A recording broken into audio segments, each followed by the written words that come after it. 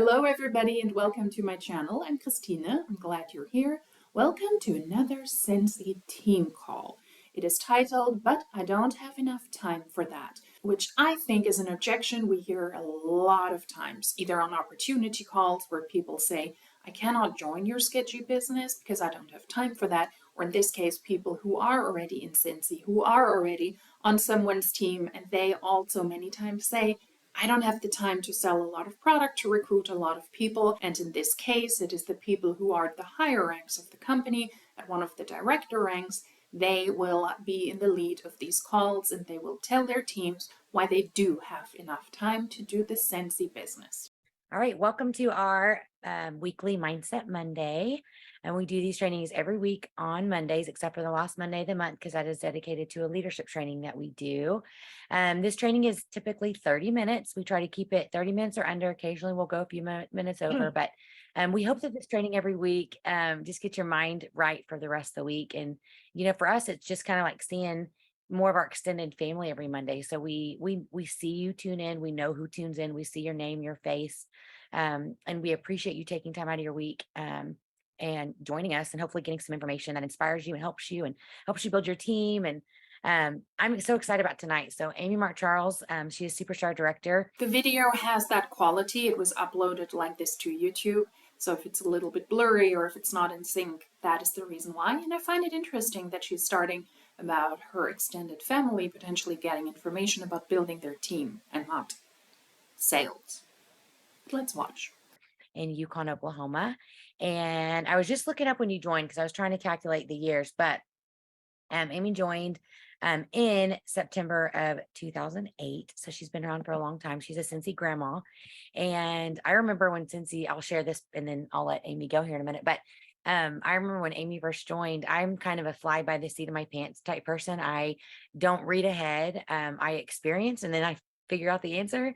And when Amy first joined, she was my first ever consultant that really challenged me. She would ask the really tough questions, and I didn't know half the time. I was one of those that I was literally flying by the seat of my pants. And she really pushed me and challenged me to learn things and figure out how things worked and read ahead a little bit, because I knew I was like, I have to read on this because I know Amy's going to ask me about it. So Amy's been a rock star since the beginning. She's a rock star mom. She has beautiful girls. She homeschools. I don't know how she does it all. She's going to touch on that tonight and kind of teach us her ways. But Amy you can learn from her. She's been in it for a long time, and she's been through all the ebbs and flows, and she's done Scentsy before kids and after kids, and during kids. So Amy Mark Charles, I'm so excited to hear you speak tonight. Amy, that is the person that is going to speak now, who is going to be the primary speaker to give information on time management in Scentsy, joined in 2008, 15 years ago. I've watched a good amount of content from this team specifically, and the people speaking on this team are only the leaders. And it looks like they all joined years ago, 8 years and up. But 15 years ago, it looks like timing is really essential. Also in Scentsy, if you want to be a leader and if you want to be able to recruit enough people to have somewhat of a team. I don't have time as a topic that is brought up a lot on those team calls, but also on opportunity calls. And I find it interesting because it sounds like it's a way to overcome objections or excuses for the people that are on their team already, because this is not an opportunity call for people who might want to join Scentsy. This is a team call that includes people that are on these leaders' teams, and these are people that are already in Scentsy, to overcome excuses, as what it is titled many times in MLMs. If you're not able to build your business, if you're not able to have enough parties, if you're not able to sell enough product, and if you're not able to build a team big enough, then you're saying that you don't really see the success. So I found that really interesting because I do like topics that are not just specific to mindset, aka brainwash yourself, but rather to practical tips. How do people figure out how to have more time to do what they need to do in order to be successful in Scentsy? At least that is always my hope, but many times it is really not. Many times it's very much blaming your downline or shaming your downline even if they don't have enough time. Don't know if that's the case here. We haven't watched the video yet. But many times it is a way to say, hey, there are no excuses. These are the tools that I will give you, as your leader, and that's what you should follow if you want to be successful. Use those tools, use those systems, as it is called many times, and you cannot fail. And in this case, we're talking about time and time management, how to be successful in Scentsy. Right. I'm really excited about this topic, guys. There's a lot of times I don't volunteer because honestly, don't we all sometimes think we're inadequate to lead or train on some things? But this, you guys, I got this. I got years of experience. So Jacqueline just said, I don't know how you do it. And that's the thing is you see everything on the outside on social media, but what you don't see is me. I've spent a lot of years losing my mind before I came up with my systems. And everybody always sees the good stuff, but there's a lot of like, I don't know, I don't cry a lot personally, but a lot of like tears, like stress. Okay. So I've come up with some systems though, and some advice that I think is really, really helpful. She said, I've been around since 2008. I promoted to SSD in 2011. And then whenever my first daughter was born in 2012, the goal all along was pay off those student loans and make enough money so you can stay home with your kids. And that's what I did. And now we do homeschool. My kids are 4, 6, 8, and 10. And it is like madness. It was madness before because there's always been a baby around. I was having to hold to my boob while I'm working and doing Zooms and typing. I mean, like it was very stressful and hard. And I had to work a lot, sacrifice my TV time and work in the evenings to keep my business, going. And now, I don't know, this year math got real hard and we do online math, but my 10-year-old is doing algebra and like fractions, reciprocal, like all this stuff that I'm like, listen, I haven't done this in forever. And the way, if you have kids, the way they're learning now, I think is brilliant. It's great because it's logical, but I'm learning all over again. So I've spent so much more time in homeschool this year where I felt like I was in a groove. And now I'm like, oh crap, I don't have any time anymore. So I'm having to shift. And that's a big thing is you'll learn that in your business and in your life, you're going to have to just shift and pivot and change. And we have to be really, really flexible and lower your expectations for yourself. Let me tell you. Having 4 children is a full-time job. Having 4 children and homeschooling them is a full-time job. I would say telling somebody that you don't have time for your Scentsy business or you don't want to join Scentsy because you don't have time because you have 4 children and you're homeschooling them is not an excuse, but a reality. And in my opinion, it should be fine to tell somebody, no, I don't want to do this. I don't have time. Why do a lot of people on these calls homeschool their children? Genuine question. I myself don't have children, and I have people in my personal life who have children who are very happy that they can send their children off to some sort of school or kindergarten, that they're not within their homes all the time. So if you are knowledgeable in this field and you have homeschooled your children or you have experience with that, I would genuinely like to know, why do people do that? Now, granted, a lot of content I watch is from the United States, and maybe one of the concerns is safety for your children. That is something I cannot necessarily relate to here in Germany. I also believe that the school system here is set up rather well. It is not necessarily defined for individual children, but really for the broader class and for the broader masses. So some people will fall through the cracks. But I would argue, besides having your children among peers and learning about being a social human being among peers at school, it is also of advantage to leave the teaching to professionals. She's a teacher, but she doesn't say in what subject. So if you struggle with math, to teach that to your 10-year-old, then that would be a good sign to leave that to the professionals. I don't know about you. Do you have an opinion on this? Just find it really interesting. Many, many times what I see specifically in MLMs is that people who are what I would consider more extreme Christians, they do tend to homeschool their children a lot because I believe they want to control the narrative and what they expose their children to, and they do not want any information or any outside influence influencing their children at a young age, showing them different lifestyles, different religions, sometimes even different people from other backgrounds, from other socioeconomic backgrounds, from other cultural backgrounds, or specifically people who might challenge their faith. But these are typically people from a more extreme right-wing extremist Christian standpoint, and that is not something that is a topic here, I believe. I would genuinely like to know your feedback on this topic, because I would send my children off to school and wish them a happy day while I also mingle among adults. I think that can also be important, and that can be quite healthy. We're going to have a heart-to-heart, you guys. How many of you have done your Enneagram? Or you know about the Enneagram system, you know about personalities, some of you, okay, not a lot, but I'm an Enneagram 3. I'm very goal-oriented, success-driven. If you know, like type A, I this is what a type A would say, right? I'm the most type A of all the type A's, but I am recovering, because living in a way where you are always trying to do the very best, where you are always feeling like you have to be perfect. And if you can't do things perfectly, if you can't do everything, then you don't measure up, then you're failing somebody or you. That's not a healthy way to live. I said I don't cry, and I feel really emotional right now. I am going through this whole journey right now. Jess knows, to talk to her about it, where you cannot do everything.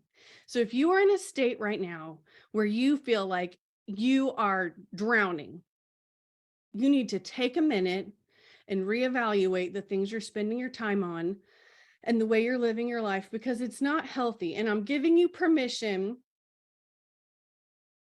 to stop doing some of the things. Okay. That doesn't mean you're going to stop doing Scentsy, because I know you're doing this for a reason. So we're going to talk about that. Okay.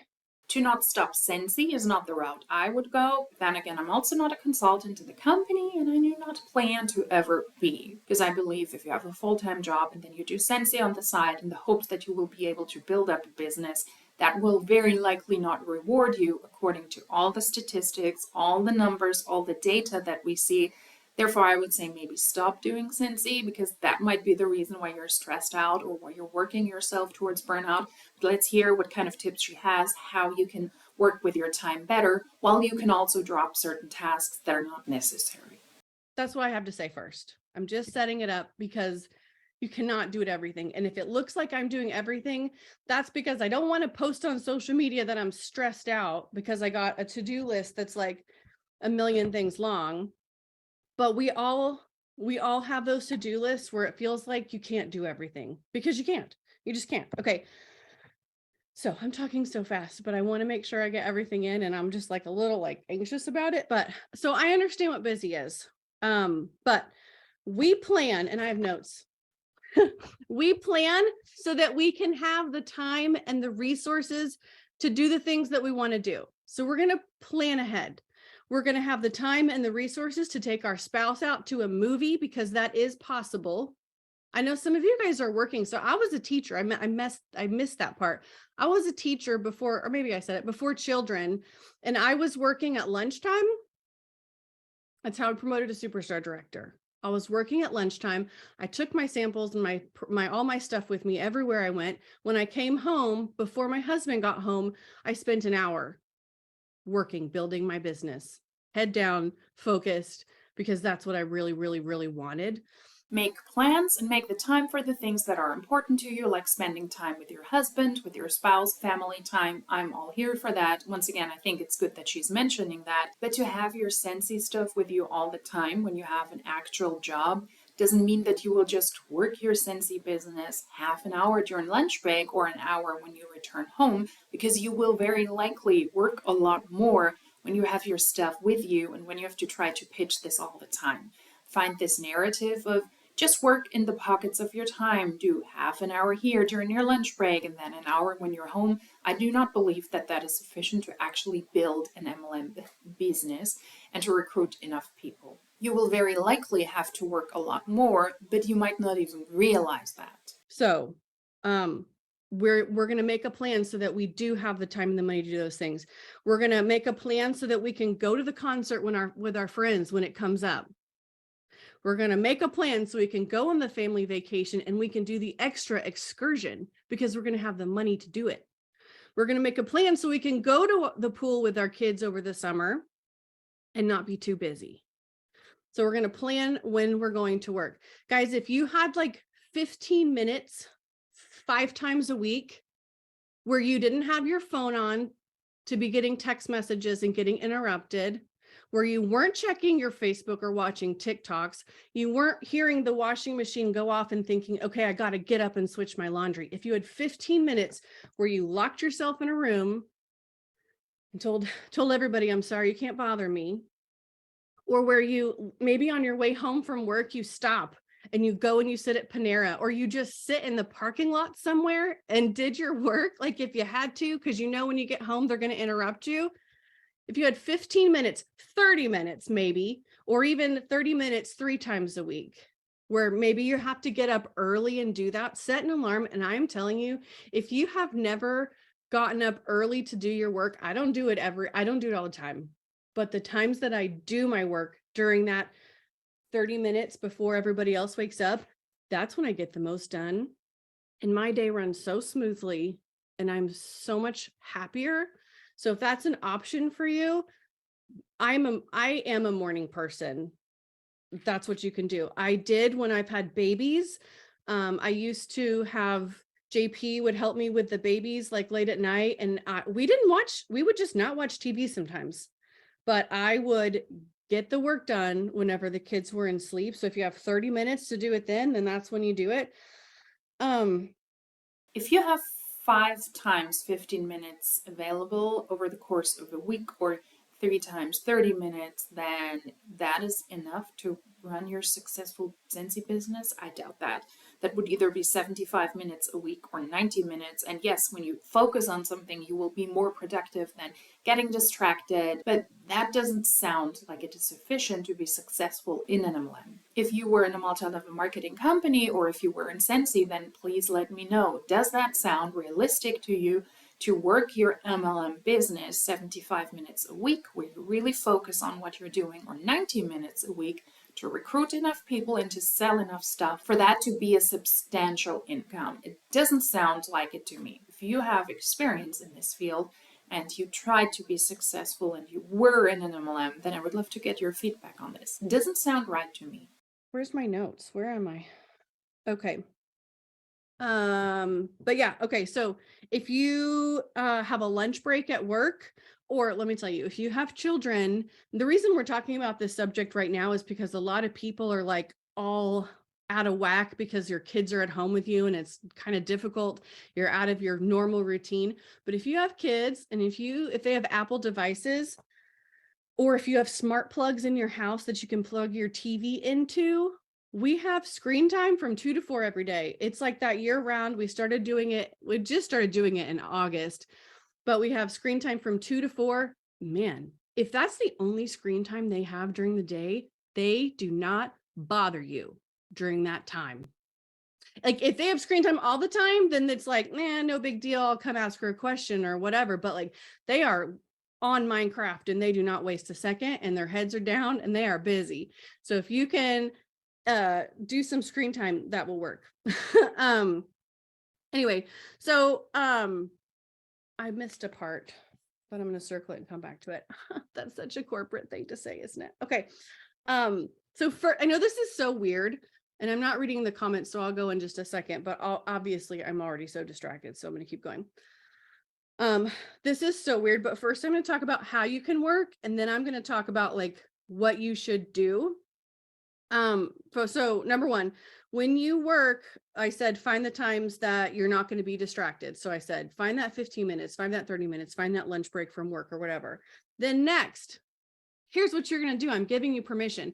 I'm going to explain how in just a minute, but I'm going to give you permission to cut out some stuff. And did you know you can say no to things? I'm going to SFR, and as much as like, I think it would be so cool to present, because I haven't done that in a lot of years. I was given the opportunity to volunteer, and I just can't. I don't have the time to prepare something right now. And mentally, as good as it would feel to get up on a stage and share something, I don't have the time right now to prepare mentally or like physically, I don't have the time. So you can say no. Some other things you can cut out. And if you're on my team or my group, you've heard this for a lot of years, but I used to make the really cute like samples and I would melt them down and whatever. I cut that out. If you love doing it, then by all means keep doing it because you're doing that for you, something you love. But I didn't love it and my customers don't care. So I don't do the cutesy samples because that took extra time. I've also cut out some of my delivering products, delivering orders. And my new customers that are coming in, they know that they can do a porch pickup. I will say, hey, do you want to come pick it up? It's ready today. If you want to come pick it up, this is what I do. And if you don't have this, then don't do this. But I say, I'll throw in a free bar for you.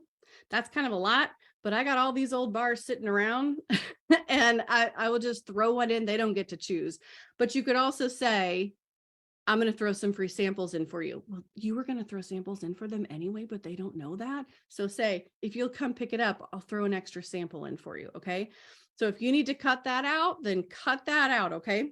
Let me summarize. Do income producing activities that will actually further your Scentsy business and provide good customer service. And if your customers know that they will not be shipped the products that they got from you, they can pick that up at a convenient time for you so you don't have to deliver it to them. If that is okay with your customers, sounds like a plan. But why do you throw in old wax? Wax can also expire, so please keep an eye on the expiration date on those products. I hope that old doesn't mean weird old or smelly old or ranzig, as we say in German, where the consistency changes, so please keep an eye out for that. And it sounds like she has a lot of stuff at home that she can throw onto her porch when the customers do the pickup orders themselves. I got all these old bars lying around. That's what she said. Gee, I wonder why. Maybe because the Scentsy consultants are also the best customers. Yet again, an assumption from my end that is not that far-fetched.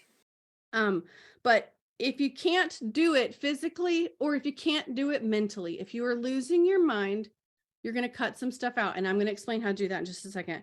Another thing you can do is outsource. If you have an elderly neighbor that loves Scentsy, but she's retired, doesn't have the money, or, I shouldn't say retired, elderly and retired. I don't mean that. I meant elderly. And then I thought, or there's somebody who's retired and could use the extra money. Let them make some samples for you. Let them put together your packets or whatever it is that you're doing. Samples is one of the most important things, which is why I keep referring to that. I think it's something we all should be doing. Shannon Grant, another SSD, said this one time, and I thought it was really good. So if you need a way to remember this as you're coming up with your list of things, delegate, dump, which means get rid of some stuff. So you can delegate it, you can dump it, you can defer it, which means this is something you want to do. So let's say you want to come up with a new system for blah, blah, blah. Like keep that on your list in your mind of things that you want to do eventually, but don't feel like you have to do it right now. That's defer, and then do is the other. So if you're making your list of things, tasks and things, delegate some stuff, dump some stuff, defer some stuff, and do some of it.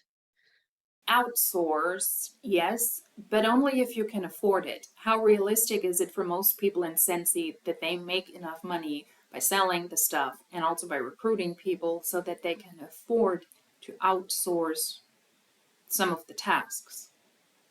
And reaching out to an elderly woman who loves Scentsy but who cannot afford that. Number one, in a very cynical way, I have to say it sounds like a missed opportunity to convince that person to join your team. And number two, please pay people fairly and pay them decently. And I would argue that most Huns in Scentsy are not able to do that because their income disclosure statement, although it is not split up by individual ranks, doesn't look too good, as all multi-level marketing income disclosure statements that are publicly available don't look good. Most people in Scentsy will very likely lose money. Outsourcing is only possible if you're actually making money, if you're actually making a profit, and if you can reinvest into your business, which is not your business, and then be able to profit more off of that. That already excludes most people from this team call. And then she also says delegate. I don't disagree with that, but who do you delegate those? Delegate? But then who do you delegate those tasks to? You have nobody in Scentsy that needs to listen to you. Maybe your downline, but these are independently contracted just like yourself. Who do you delegate tasks to? Maybe you have family members who can help you out, but the people in the company, they don't work for you. They work for themselves because they're also independent contractors. If it was me and I'm leading a team of people in my job and I would ask them to do certain tasks, then I'm delegating tasks to my team who report to me. I am managing them and they also get paid for that. But how is that supposed to work in an MLM? Next, you're going to plan some breaks, you guys. You're going to plan vacations. You're going to plan breaks during the week. You're going to plan to do some fun stuff because that's going to be your reward whenever you've spent the time, you've committed the time, those 15 minutes, 30 minutes every day or whatever. You're also going to plan that you're going to go to the pool with your kids or your grandkids on Friday afternoon because you're going to have the time because you already did your work. Or you're going to go get yourself a pedicure every now and then or a massage, because you will have made the money because of all the planning you did. Another thing that's kind of random, but I wanted to throw it in there, is try not to multitask so much. Like I mentioned, like all the distractions from your phone, or if you're thinking, okay, I'm going to make samples while I'm also doing this and that, like sometimes our brains take longer to switch between all the tasks, and it would just be better to do one thing and then do another thing and then another thing. Weird side note, but Ariel and the crab staring at me is distracting. And it makes me nervous. Okay, so now we're going to get to the plan. I cannot unsee them. I just can't. We're going to figure out what we're going to do with this time that we have blocked out. You might need like 30 minutes sometime this week to actually sit down and do this little project. But I'm telling you, if you spend the 30 minutes doing this, then you're going to have a plan moving forward. Whenever we don't have a plan, that's whenever we're feeling really stressed out. And I'm telling you, that's the times I said that I'm like crying. I don't know what to do. I have so many things to do. It's because I didn't have a plan. And all I could think of was everything that I needed to do instead of the things I have to do that day. So we're going to come up with a plan. We're going to spend like 30 minutes. I'm going to tell you what you're going to do during that time. The first thing you're going to do is you're going to write down your goals, whether it's monetary or it might be emotional goals. I want to be a healthier me, which means I want to be disciplined by spending 15 minutes every morning, getting up and doing this so that mentally I can be healthier and happier throughout the rest of my day, knowing that I'm going to be proud of myself. Or like me, I said, I was trying to do too much and I never felt like I was good enough because I thought that I had to be the best and be perfect. And so if you're like that, that could be one of your goals. It doesn't have to be, but I'm just saying it feels really freeing to just let go of the perfect. Do you guys see my picture I put up? I only see Ariel and the crab. They're still staring at me. Can you read that? Perfectly imperfect. That's my new thing going forward. So write down your plans for how much money do you want to make? Do you want to make $100 every month? Do you want to make $500 every month? The summer months and currently in our businesses, things are a little bit slower, but go ahead and write your plan down. And then moving in through the rest of the summer and into the fall, we're going to transition a little bit, move things around as far as like our list of to-dos go.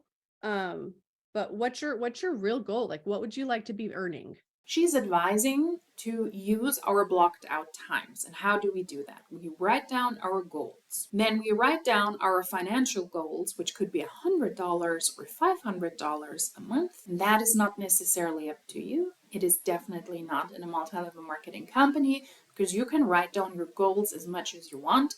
I think that is a narrative that we hear a lot in the MLM world because it is not up to you to decide how much money you make at the end of the month. You don't decide who signs up with you and you don't decide who purchases products from you. You do not set your goals. Your downline does and your customers do. The only thing you're really in control of is to reach out to more people, to throw more parties, to have more posts on social media if at the end of the month you don't have the income you want, but still there is no guarantee that you will be able to receive the amount that you set as a goal for yourself.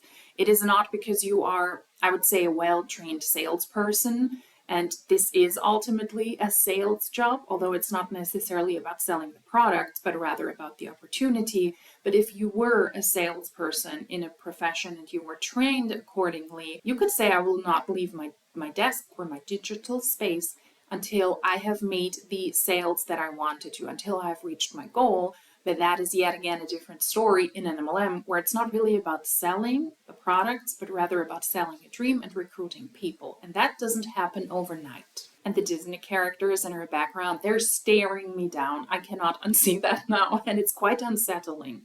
Okay, so now this is why it's going to take you 30 minutes. And you probably can't do it all right now while I'm talking, right? Because I got 9 minutes left. You're going to make a list of everything you do in your business. That means making samples, host coaching, placing orders, sorting orders, printing out the Bring Back My Bar flyer. That means, everything that you do. Okay. I have a list.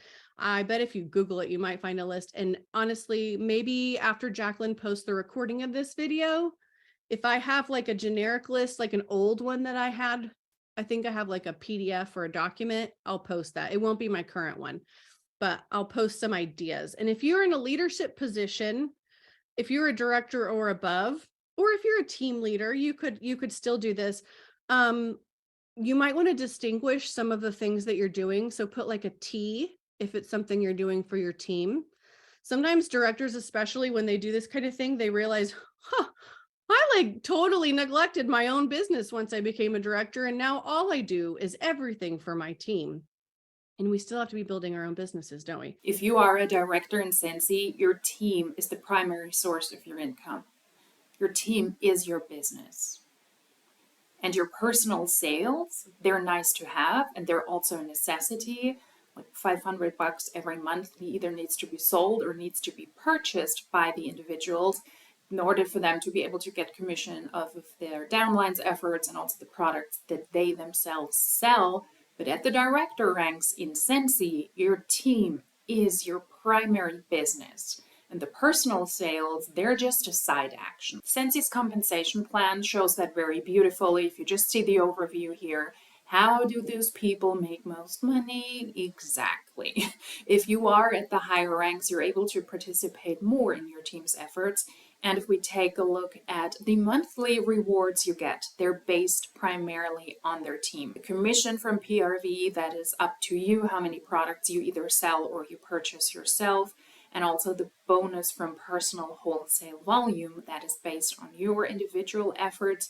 But all of the other rewards are because of your team. Frontline Essential or Certified Consultant, Frontline Lead Consultant, Frontline Star Consultant, Frontline Superstar Consultant, Frontline Director, First Generation Director, Second Generation Director, Third Generation Director.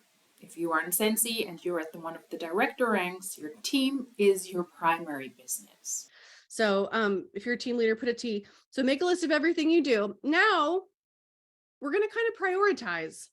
Look at the things that you're doing, and you're going to put a dollar sign next to the ones that are the real money makers. Okay, so for me, making samples is like, that's how I advertise, right? That is how I get it under people's noses. It's better than posting on Facebook. So samples for me is a huge one. Let me tell you 3 that if you don't write them down in your list, they're the 3 of the most important, and they're 3 that can easily be forgotten when things get urgent and you feel like you just have to hurry and do your stuff because it's so important. You only have this amount of time. Here's the ones we forget. Following up with our customers, host coaching and host finding. So hosts, everything with hosts. And you don't have to be hosting home parties, right? You're getting your samples to people. You're getting a link out to people to share with their customers, and then having recruiting conversations, follow up, host duties, and then recruiting conversations. Sometimes those get left undone, but they need to be added to your list because those are some of the most important income producing activities. And so those, you might even want to put like $2 signs, or the ones that you feel like are the most important. If you want to like have varying degrees of important. So these are called IPAs, income producing activities. Are there any questions about that? Yeah, hello. Question here. How do you forget about the recruitment activities in your everyday life when you're in a business where recruitment is the most essential thing? That just means, in my opinion, that there is a lot of fluff happening around the actual income producing activities. Recruit people. That is the primary source of income in multi-level marketing companies, and also occasionally have a customer, because you also need to hit certain requirements according to the compensation plan so that the company is not legally outed as a pyramid scheme. How do you forget that? The other things that are easily forgotten she mentioned was follow up with your customers. Naturally, the customers are the primary pool of potential new recruits. And yes, if you've sold something, you number one want to provide good customer service for the people to continue to buy, but also to keep the pool of potential customers open who might join your team as well. Coaching then. But yeah, talk to your team, I would say. Hosting, which means host parties to also potentially be able to attract new customers. And then, yeah, there's damn recruitment conversations. They're the most essential part. How do you forget these? Honestly, how? Before, she said that sometimes we're so involved in our team's efforts that we forget our own. Are you too involved in your team's back end, too worried that the people on your team continue to hit their goals and continue to hit their rank so that you're able to hit your rank? Because how else do you forget recruitment conversations? Besides holding your team and keeping your team in the company for as long as possible, the other side is to continue to recruit people to replenish the ones that will inevitably leave when they see it's really not what it was presented to me, and I'm not able to make as much money as I was promised or as I assumed I could do. And all of those tasks I have to do, it's really a lot. I don't want to do this. So you need to continue to recruit people to keep the pool of potential recruits up. I'm telling you, if you do it this way, it's going to really be eye-opening to see what you can actually cut out. And I'm not even saying you have to cut out everything, but those times when your mother is sick in the hospital, or your kid is at, baseball tournaments for the week, or whatever, things come up, you know what you have to do, and then you know what can be left undone. There's a book, it's called Eat That Frog. And it's all about how, what is it? Why is it called that? Like if you had you had to eat a frog on your list, you would just never get it done. It would get tossed. I just see Ariel and the crab stare me down. Eat the frog, eat the frog, eat the frog. Creepy. On the to-do list from day to day to day to day to day. And you would just never do it. But some of the hardest things are the most important. And if you'll just put those as your priorities, you can get that done, and then it's done, instead of just like putting it off and off and off forever and ever. And it feels so good to get that done. That's a good book. It's a very easy read if you need a book to read. Eat That Frog. Obviously, it's been a few years since I've read it. I think like 8 years ago or something. It was a long time. Okay, so now I've got some tips for you after you've figured out what's the most important. Here's some ideas for when you're just really busy, the ways you can work your business. You've got your samples made, right? Because that was one of the things that we found was probably the most important. You're going to hand out samples when you're at the pool, or when you're on vacation if you want to, or when you are at the concert with your friends, wherever, you can take a break while you're at a concert. I give you permission to do that too, but you're going to have your samples ready so you can hand them out. The same way, I think we talked about having a car office or car kits or something available. I think we talked about that last week. But having your catalogs and some samples that won't melt, some light bulbs, etc., in your car or in your bag on your person at all times. I did happen to go to a Walgreens one time, had a Scentsy hoodie on. The guy at the register says, "Oh, I love Scentsy," and he's like, "Do you sell Scentsy?" And I was like, "Oh crap, I sure do, and I don't have anything on me." It was really embarrassing. And I hated that. So have your stuff on you all the time, or in your car. Because if I even had something in my car, which I didn't, you could have gone out to your car and brought it back into Brian, because, oh my gosh, Brian was so excited. I failed. Don't do that. And that is why blocking out 30 minutes 3 times a week or 15 minutes 5 times a week is not a good example because it won't be sufficient. In the end, when you are in Scentsy and you want to be successful, you need to pitch this to people 24/7 and you have to have your stuff at hand. I mean, yeah, preparation is everything, but you will not be able to work in pockets of time. If you are at the concert and you have her permission to not work, that's great.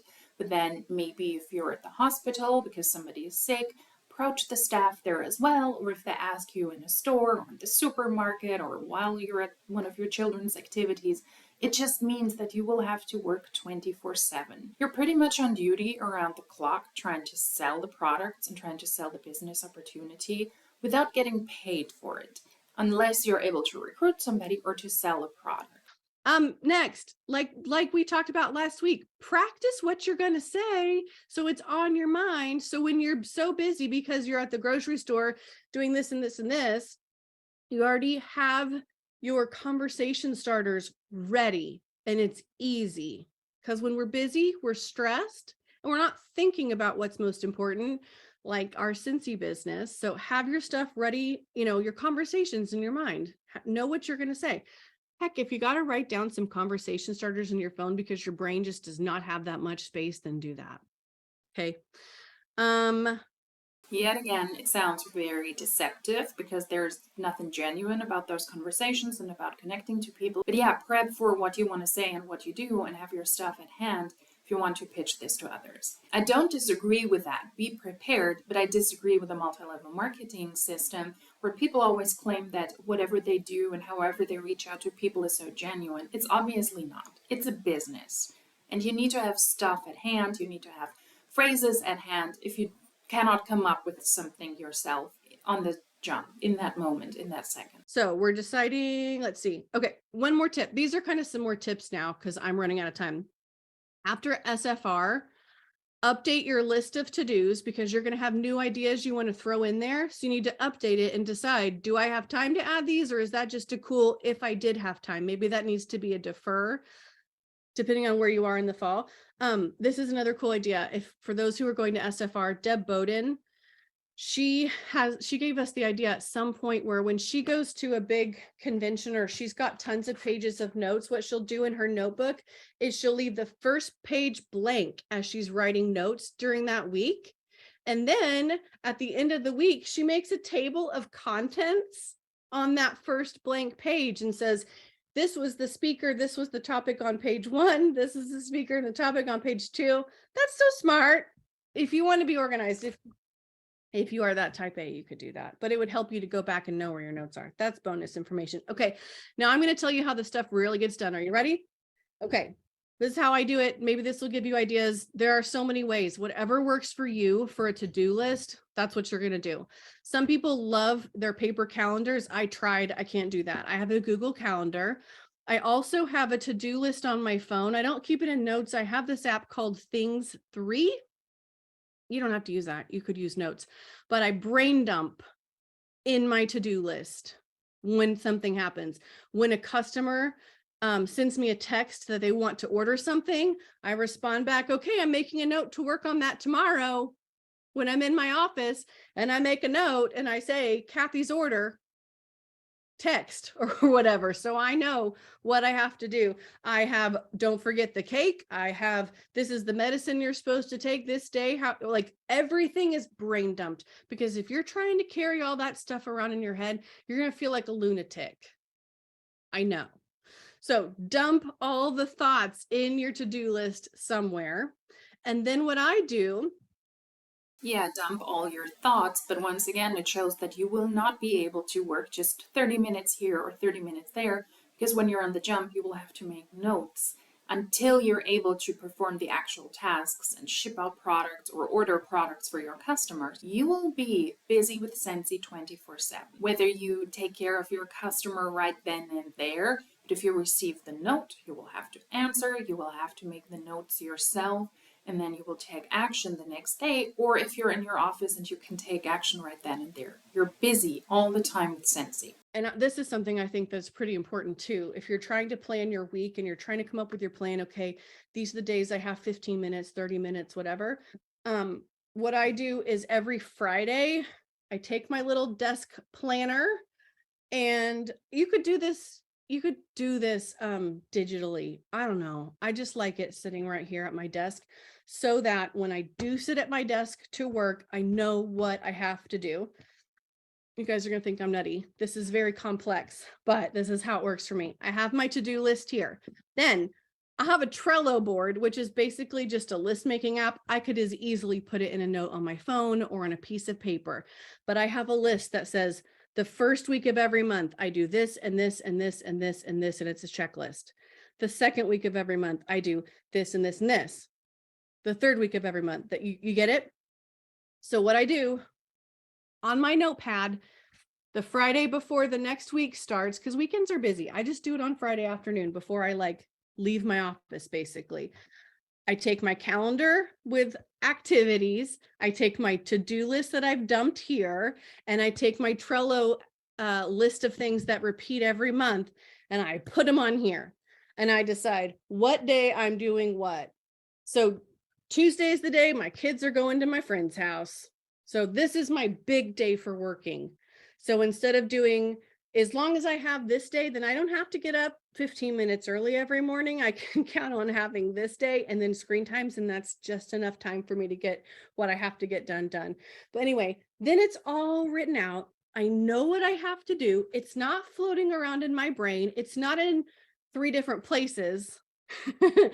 I know what I have to do and I do it. Of course, there's going to be some things that come up that I'll add to the list throughout the week, but brain dump is so important. Having a list where you know what you're supposed to do every week is also so important.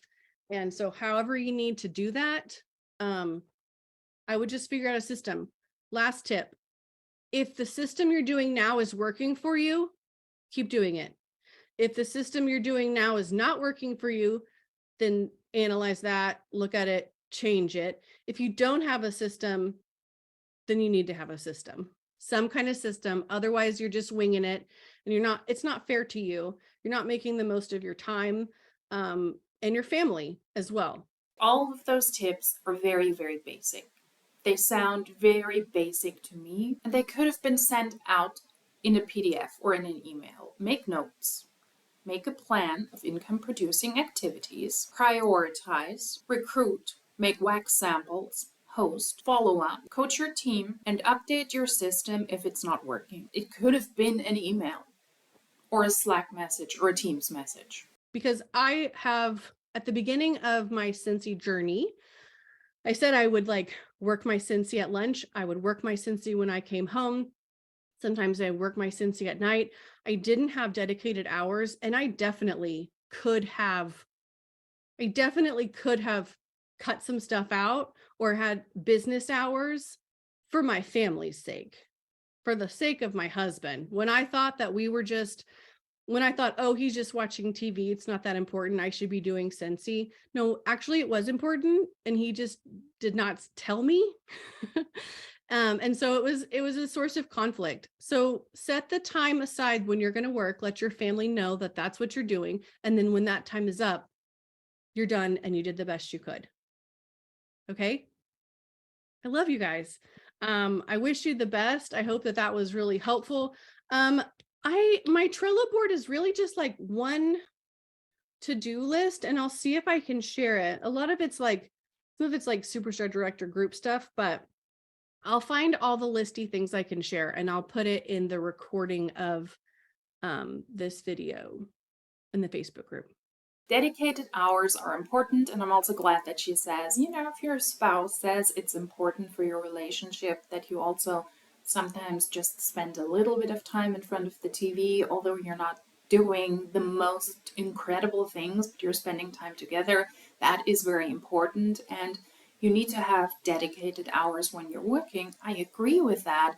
Yet again, how realistic is it that you will actually have dedicated hours? She doesn't even have dedicated hours herself because she has her stuff at hand all the time, and also advises people to do the same. If you have to have your stuff with you in your car or in your purse, if a customer reaches out, you will have to stop what you're doing. You will have to make a note. You have to get back to that customer and tell them, yeah, I will take care of your order the next day, or whenever I'm in my office, or when I'm able to take a look at your requests.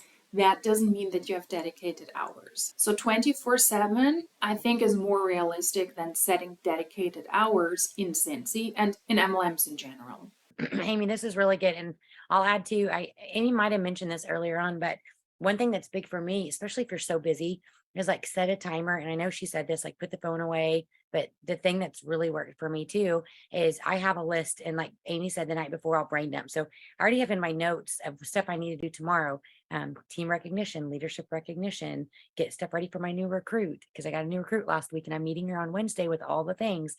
And it's my first one in a little while. So I'm so excited. But I have my list of that I brain dumped earlier today to get ready for tomorrow. So for me, Matt's working at the hospital tomorrow. And so the minutes I have of kid free, or I can distract them, like Amy said, I am doing all the things. And so it's really important when you work on these lists that you aren't distracted. The TV's off, your computer's out, you're in a room where you can work. Maybe you don't pull Facebook up unless it's part of the to-do task. If you're someone that, your husband's at home working and he has a lunch break for an hour, set 45 minutes on your phone and go work for 45 minutes. That whole 45 minutes, you're doing the list. And if you're someone like Amy, who is very list oriented, when you have 30 minutes or when you have 2 hours because the kids nap or they're at their friend's house playing, you already know what to do, right? So I think that's why some type of system, a list, is so important, because when you have spaces in your day where you can work, if you don't have anything written down, you're probably going to be like, okay, what can I do? Do I need to make samples? Do I need to do this? Do I need to follow up with a customer? You may spend half of that time wasted thinking about all the things that you should do, and it's not productive. So like Amy said, Amy had so many good points. I'm going to record this so you guys can rewatch this as well. But for someone like me, that when you have those small spaces of time, it's got to be productive. I can't have an hour of work time and only get 10 or 15 minutes worth of work done because scrolling Facebook, or because I'm wandering, aimlessly trying to figure out what I need to be doing. And I will admit those days happen because I'm not prepared the day before for what I need to do tomorrow. I know everything I need to accomplish tomorrow, and I think I can do most of it. Some of it I may have to push to the next day, but so I really encourage you to take those tips. If you feel like you're not really being very, very productive during the day, tonight before you go to bed, like Amy said, write down all your tasks. And it's very eye-opening when you actually write down what you do for your business, because sometimes I feel like we do a lot for our business, but in reality, it's really not, right? I mean, scrolling Facebook, and granted, I have a lot of customers on Facebook. I can comment that. I mean, some of that does come back, to you tenfold, but a lot of it doesn't. So I'm going to record this. Amy, you were so amazing. Monique said you got a first recruit. Good job, girl. Amy's going to share her list. So I think we answered all the questions. Yep. I love it, Jess. No podcast, no YouTube, no TV, just focus. It is so true. In our house, we're horrible about leaving the TV on. And so for me, I go away to my office or turn the TV off, and I do feel like I get so much work done. So Amy, you are amazing. Amazing, amazing. Yes. I'll tell one quick story about Amy. Uh-oh. Funny.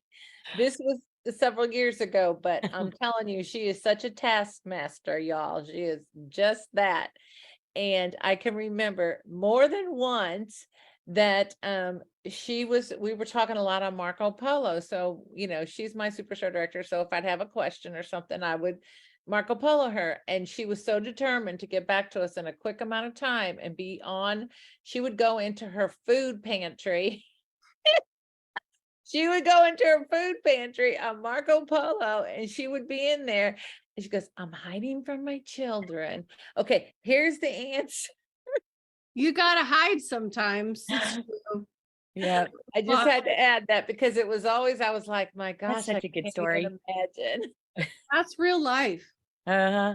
I Yeah. get to hear from her when she goes and gets groceries on Monday mornings. Like, I just know. That's when we talk. Yeah. I love that. Driving. I love it.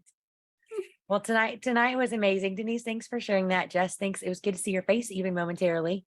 But thank you guys for joining us for Mindset Monday.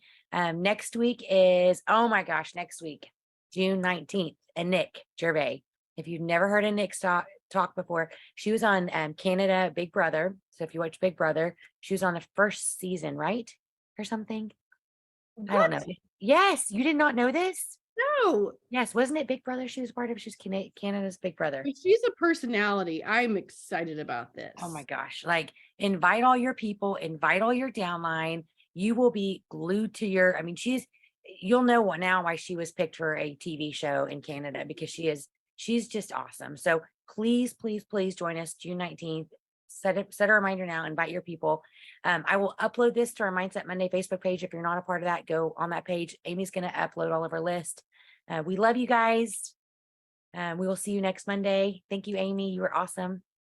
You guys have a good rest of your week. Call to action in the end, make a list of your tasks, I think was the one thing that is actually helpful for the people on this team. The rest really isn't. I mean, I think it is for us because once again, when you lift the veil and when you take a look behind the scenes on those team calls, they're spreading a lot of information that you won't necessarily see in an opportunity call, where the presentation has to be more positive and it has to be more embellished. But then we take a look behind the scenes and we see more the reality of it, like people advising to set specific hours, to organize your tasks. But then again, these are people who apparently have to hide in their pantry from their children so that they can answer somebody from their downline what happened to those dedicated hours, or while driving, doing your grocery shopping. Contradictory yet again. But the call to action, yeah, do this. I think that's one of the actual legitimate approaches that could turn into income producing activities for the team if the team call itself was more valuable. And if you sound stressed and you're breathing heavily on a call where you have to teach me how to utilize your time best, then that is not a great approach, I think. It is like me being in a seminar about meditation and calming mechanisms, and then that person is like Darth Vadering me all the time. That was a weird vibe I got here. And to finish this commentary off, if you're regularly stressed out to the degree that you're close to crying multiple times during your Scentsy journey, then maybe consider your Scentsy journey and not how to structure it differently.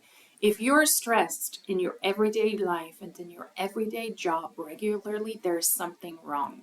And you might want to consider that, because that's a sign that something is wrong, and not necessarily to follow the route you're going because it is beneficial for somebody else. Whether it is Scentsy, whether it is a normal job, whether it is whatever in your life. So that was how to be more efficient in Scentsy. And I honestly didn't get a lot of practical information. Make plans, cut certain stuff out, only do income producing activities, but also do a lot and be available 24/7. That is what I gathered from this call. What are your thoughts on this? I like team calls because it's nice to take a look behind the scenes, and many times they're spreading information that wouldn't do so publicly. If you like these types of videos, then please consider subscribing. If you like this specific one, then please give it a thumbs up. If you can see and hear the cats, then feel free to leave a cat emoji in the comment section. And if you like these types of videos, then hopefully I will see you in my next one. Until then, cheers!